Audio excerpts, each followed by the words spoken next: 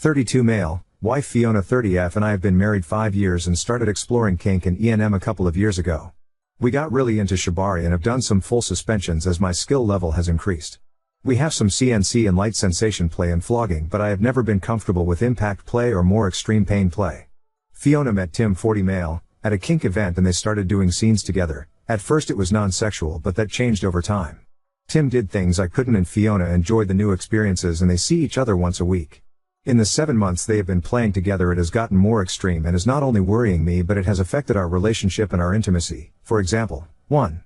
We made plans to go to a kink convention in another city, hotel, pre-registered for a pricey shibari class. We get there and are checking things out when we run into Tim and he just happened to bring her collar.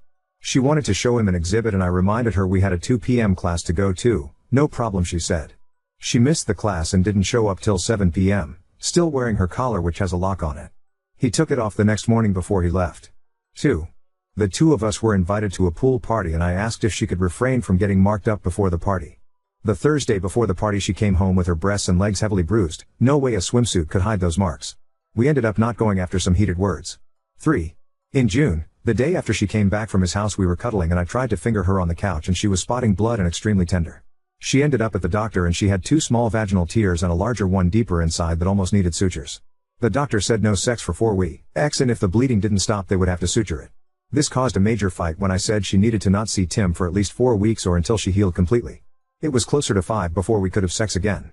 Final straw was 2 weeks ago. We had a Vegas getaway plan complete with show tickets to one of her favorite artists. Once again I asked she not have a bunch of bruises before the trip and be able to have some intimate time while we were gone. I don't know if they did it on purpose but she had several marks that would be visible on the trip. I told her the day before the trip I had reached the breaking point and something had to change. I told her I was going to Vegas alone since she had ignored my request. She was mad but didn't argue much and I blocked her number during the trip. In June I put my foot down when she wanted to wear her day collar on one of our date nights. I ended up telling her if she wore it around me I would cut it into little pieces. We have had several discussions about boundaries and how unhappy I've been since at least 3 days a week she doesn't want intimacy due to her sessions with Tim. She has argued that it is all consensual and she enjoys the sessions so much. I have asked that she limit their sessions to every other week and that we see a counselor to work through our/my issues but she refuses to consider it. We never had a veto agreement in our relationship but I am thinking using a veto on Tim. Some friends of mine have discouraged me from giving her an ultimatum like that.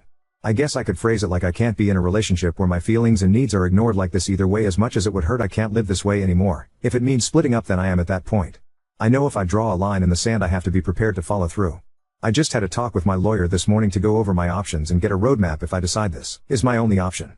I love my wife but this is just tearing me apart. I hope she feels the same and we can fix this.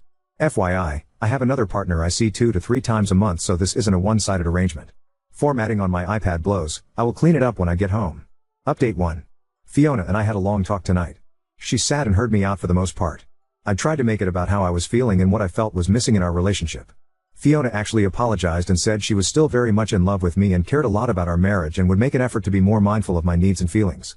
But, said she would not allow me to dictate the terms of her relationship with Tim as it is also very important to her. I said I couldn't see the two relationships being compatible, especially from my point of view.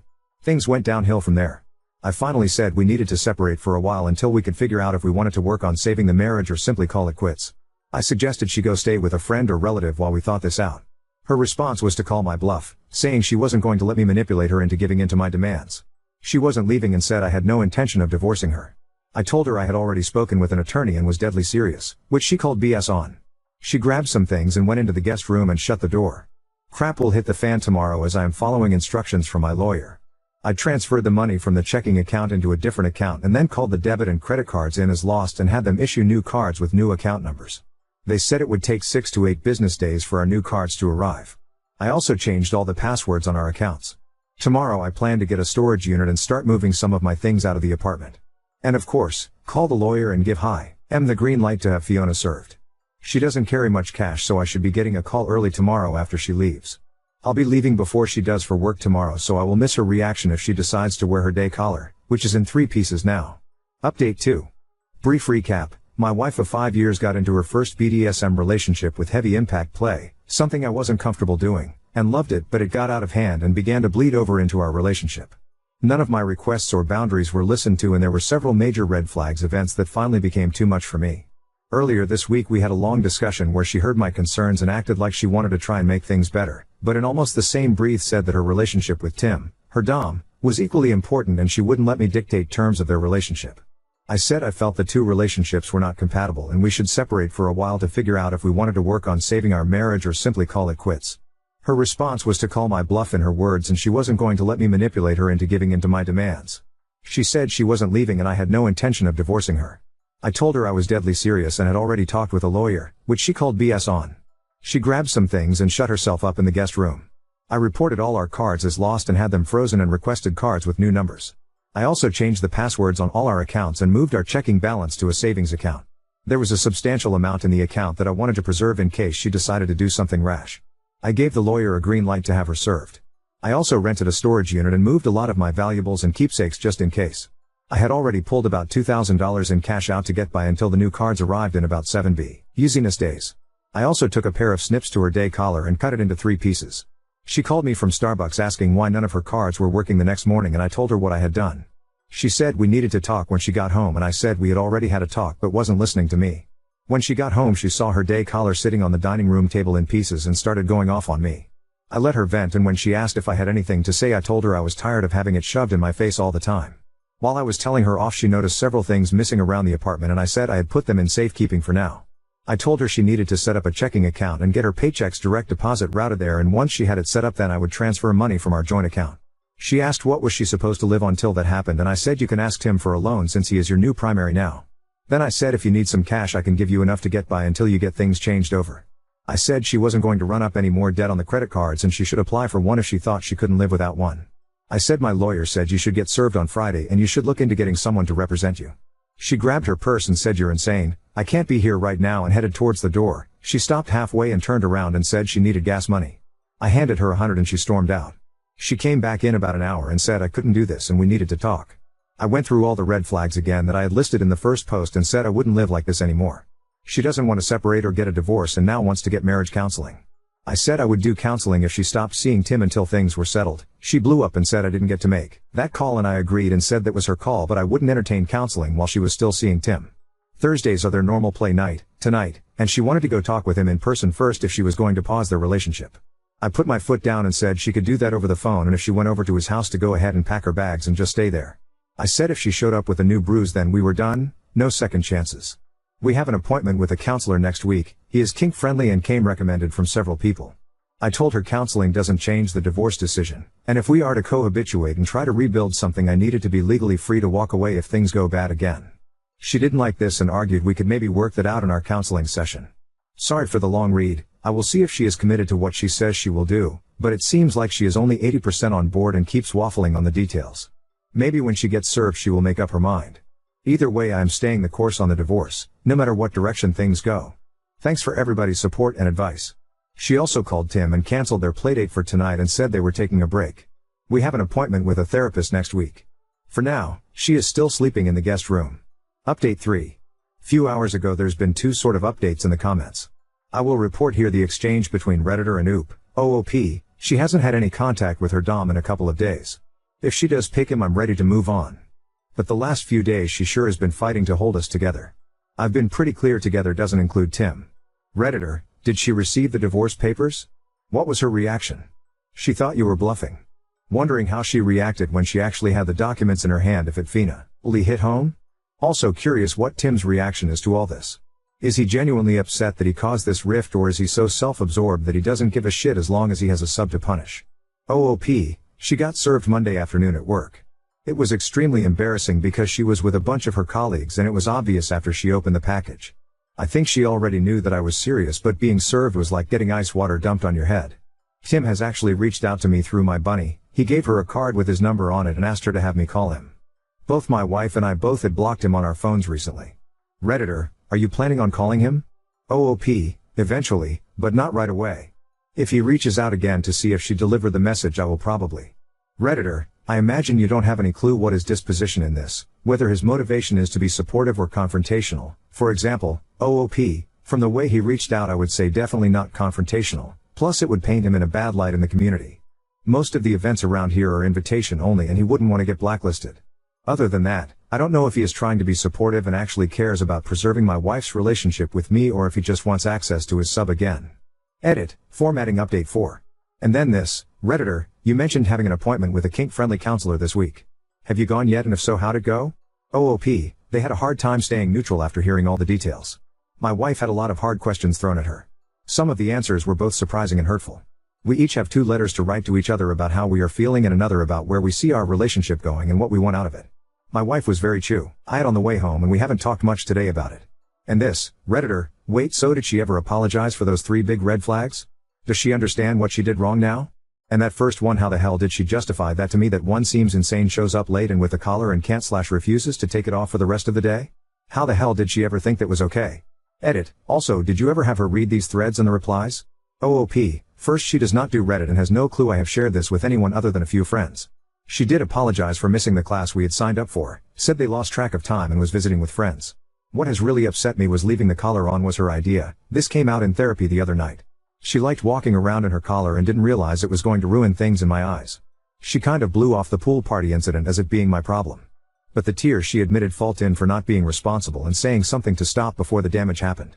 Overall, she knows I have a right to be angry but doesn't think we need to divorce over it. She says she is willing to compromise and make things right again. Edit. Formatting update 5. A lot to unpack and respond to, but I'll try to keep it short. Tim has reached out to me twice now, so I had a decent conversation with him today. I voiced some of my concerns and things I felt he disrespected by doing. He apologized for the incident at the kink event but didn't realize I didn't know he was attending as well. The collar incident was mostly Fiona's idea and he had not intended for her to keep it on all night. He was not aware of the pool party incident but had tried to limit bruising before our trip to Vegas. He seemed remorseful that he had caused so much turmoil in Fiona and my relationship. While he did admit to going too far a few times, he said he had to end several of their sessions because of the lack of Fiona's own limits and that she had only used her safe word once in their relationship. He told me he was afraid she might allow herself to get injured badly if she continued on like she had been. He told me he was not going to see her again for several reasons. He also asked if she would reach out to him so he could explain. Tim rents dungeon space from a local pro-dom, who has a large space that rents to locals. She has suspended his privileges there for 60 days. Not sure if it is related to us or not. I do know the dom and have attended private events there before. Our second counseling session went well. Fiona has her first individual session with a different therapist today. I have been impressed by the effort and attitude she is putting into therapy. Divorce is still on track. Her lawyer met with mine this morning. She is not contesting the divorce and our financials are already separated. Our 401ks were almost equal, so there is nothing there to split. Both lawyers think we can expedite things rather quickly. Our lease is up in November and by that time we should know if we plan to continue to cohabitate. Fiona doesn't know yet about my conversation with Tim. She says she hasn't reached out to him, which she confirmed in our talk. We did sleep in the same bed last night and were intimate for the first time in a long while. In the letter she wrote to me from our first session was that she might want a different relationship going forward, possibly a 24/7 DS arrangement, but we are still talking about what that might look like. While this update sounds all happily ever after, I still have a lot of concerns and trust issues. So I went to the event center where our kink event is planned for tonight to help with some setup and found out details about the dungeon debacle. Tim had assault charges filed against him and police went to the dungeon space to investigate, which disrupted some business the owner was doing there at the time. Tim had a sub file charges against him and has threatened to sue the owner of the dungeon as well. The dom that owns the space suspended his privileges there for 60 days and it will result in a permanent ban if he can't make all this go away. I know there are multiple waivers and consent forms that everyone who enters that space has to sign, so the lawsuit will likely go away. But I'm sure the owner isn't happy about having her business on the police and community's radar. I was inundated with questions last night from people wondering if I was involved due to recent events and my pending divorce. A couple of people even suggested I should reach out to the dungeon owner to voice my opinion on Tim. At any rate, it doesn't appear that our situation was the reason for him losing his privileges and he is just trying to put out fires at this point. Now on to second story. Refused to share my assets with my girlfriend, prompting her to make unreasonable demands, and now I wonder if a prenup would make me an asshole. So I, 26 male, have been dating my GF, 25F, for a little over a year, and this is something my mom and some friends have mentioned to me. I have a great job and make about $95,000 a year, have a comfortable savings of a few thousand, I own my house and 2 cars, 2012 Acura MDX and 2015 Cadillac Atz. I also make $1,200 a month in rent. She currently works part-time at a bar. She has mentioned before about me adding her to the title of my house, to which I told her I would not as she doesn't contribute anything to it. I purchased my second car 2 months ago as the first one was paid off. I told her she could drive my old car, but she wanted me to sell it and use the money to help her buy a car for her. I also declined this request but instead offered to help her buy a cheaper car off buy and sell, as I'm not sure how my new car would fare in the winter. She's gotten really upset about those 2 instances. She also asks for Desi, in her handbags often, $3,000, to which I say no, as I feel like it's a waste of money. It's not that I have a problem spending money on her as smaller gifts that are more reasonable, I have no issue with. I don't plan on marrying her anytime soon, but would I be an asshole for asking her to sign one if we ever got married? Edit 1, I'm also not sure if this is really an 8th question, but if you know somewhere better to post this, please let me know. Edit 2, fixed punctuation. Update 1. Hey, so I was planning on doing this conversation with my girlfriend on Saturday, when neither of us need to worry about work. This is gonna be a bit longer than my original as well. Also, to the people who were saying that I'm not as rich as I think I am, I know damn well I'm not rich by any stretch of the imagination. The things I listed were to give an example as to how far out some of her requests have been. I got home at around midnight and she got home around 3:30 a.m. after her shift at the bar. She wasn't in the best of moods and started to say how things aren't like they were before. I agreed with her and then asked her how long she was planning on staying at the bar and if she was going to look for a more full-time or reliable job. She told me she wants to be a realtor in a year or two and I asked her when she decided that. She told me about a week ago. I wasn't trying to pressure her, but I asked her what steps she needed to take in order to make it happen. She didn't give me a full answer and just mentioned that she was talking to a lady who worked as a realtor who was at the bar a few weeks ago. I told her I was happy she had a goal that she was aiming for. She then said she wanted to buy an apartment herself next year, as she wants to live by herself for a bit. I asked her how she was going to manage getting it and she asked if I'd help her. I asked her just as an estimate if I was to help what percentage I would be contributing and she said about 80. This is where things started to take a turn. I said I don't think that would be fair, as she decided to sell it, the money would go 50-50. She didn't have anything to say to that, so I asked her, if you went out on your own and purchased that apartment, used all the money you worked for, and then I came in, married you and left, how comfortable would you be selling it? She said she wouldn't be comfortable with it. I tried to explain that's how I felt with some of the things she's mentioned to me. She told me the guy is supposed to provide, and while I don't disagree with the statement, I thought back to a lot of comments on my last post of some ladies who were saying they make more than their husband, and they were for the idea of the prenup, not because he couldn't provide but as asset protection. I also told her that some of her previous comments, such as being on the deed to my house, and me selling my car to buy her one, made me uneasy. She told me I was lying about the car, because she corrected me and said she asked me to trade it in for a new car for her. This is where I asked her, what do you think of a prenup agreement for if we get married? She started crying, saying I didn't trust her and that I was already planning on leaving her if that's what I had in mind. I told her that's not the case, we can both have one. I used a lot of examples people mentioned to me recently, such as her winning the lottery, getting a great job, or receiving an inheritance. It is protection for both of us. She didn't say anything to what I said, instead just looked away and said I'm all by myself again. She was still crying. She asked if I would have asked someone who made more money than her to sign one as well. I told her I don't think I'd get married without one at this point. I brought up how the number one reason for divorce is rooted to finances and we don't see eye to eye on anything in that field. She asked what I meant. I asked her how much she's seen me spend on myself in the last year and, after a minute of thinking, she said almost nothing. I asked her if she has a closet and drawers filled to the point they don't close or open right of close, why she kept wanting new ones. She told me it's for her mental health, then asked me if I even cared about her mental health. I told her I did immensely, as I hate seeing her sad, but also told her that spending money to try and make yourself happy is a temporary fix and it will be a repeating cycle. This was close to 6:30 a.m. and she told me that I should get some rest before work, as I leave at 1 to drive to work. So the conversation ended there and we both tried to sleep. I left out one topic from our conversation that was prevalent in my previous post about intimacy. We did discuss it though. We talked more after I woke up around 9 Saturday. I'll bring grabbing my stuff from her place and we'll be going our separate ways. Thanks to everyone's opinion who commented on my previous post. I know I might not have handled the situation perfectly, but this conversation with her was probably the hardest talk I've ever had to have.